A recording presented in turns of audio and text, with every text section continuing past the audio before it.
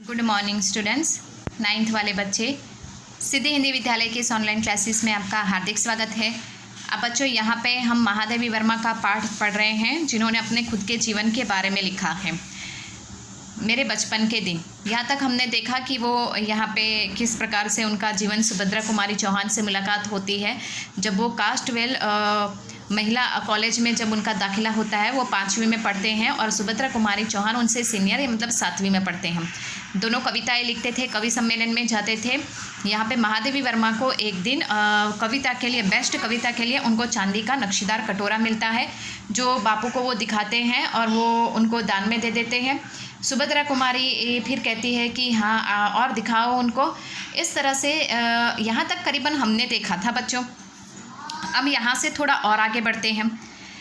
चाहे फूल के कटोरों में, फिर भी मुझे मन ही मन प्रसन्नता हो रही थी कि पुरस्कार में मिला अपना कटोरा मैंने बापू को दे दिया। सुभद्रा जी छात्रावास छोड़कर चली गई। तब उनकी जगह एक मराठी लड़की जेबू निशा हमारे कमरे में आ रही। वो कोल्हापुर से आई थी।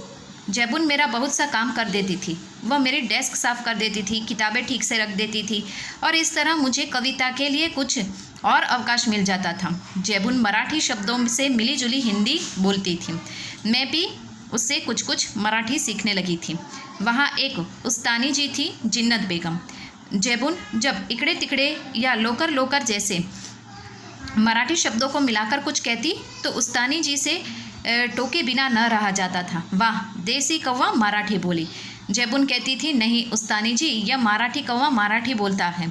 जेबून मराठी महिलाओं की तरह किनारीदार साड़ी और वैसे ही ब्लाउज़ पहनती थी। कहती थी, हम मराठी हूँ तो मराठी बोलेंगे।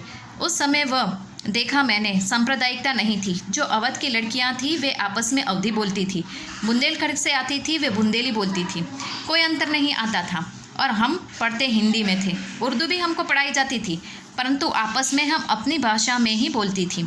यह बहुत बड़ी बात थी। हम एक मेस में खाते, एक प्रार्थना होती थी, कोई विवाद नहीं होता था। जब मैं विद्यापीठ आई तब तक मेरे बचपन का वही क्रम चलता जा रहा, आज तक चलता ही जा रहा है।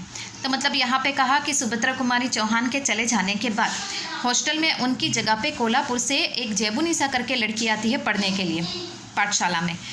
अब वो जो होती है वो मराठी होती है, वो मराठी में ज़्यादातर बातचीत करती है। हॉस्टल की जो मैडम है वो भी, उनका नाम होता है जिन्नत बेगम। कभी कभी ये जेबू निशा जो है वो यहाँ पे महादेवी वर्मा की किताबें, उनका डेस्क टेबल सब साफ़ कर देती, तो महादेवी वर्मा को कविता लिखने में ज़्यादा समय मिल जाता। अब यहाँ पे कभी कभी ये जो जेबू निशा है वो कभी कभी हिंदी के साथ मराठी शब्द मिक्स करके बोल देती थी। तो वहाँ पे जो हॉस्टल में रहने वाली जो मैडम है उनकी, वो कहती थी, उनकी मजाक उड़ाती थी, लेकिन जेबू निशा को कभी बुरा नहीं लगता था। वो भी उस मजाक को मजाक में ही लिया करती थी। अब वहाँ पे लेखिका ने बताया, महादेवी वर्मा ने, कि वो जहाँ पे हॉस्टल में रहते थे वहाँ पे बुंदेलखंड से और तरह तरह के लोग, अलग अलग सांप्रदायिकता के लोग, तरह तरह के राज्य से आते थे और तरह तरह के राज्य के आने वाले लोग, लड़कियां वहाँ पे एक ही पाठशाला में रहकर सीखती थी। जैसे बुंदेलखंड से आने वाली लड़कियां बुंदेली भाषा में ही एक दूसरे से बात करते थे।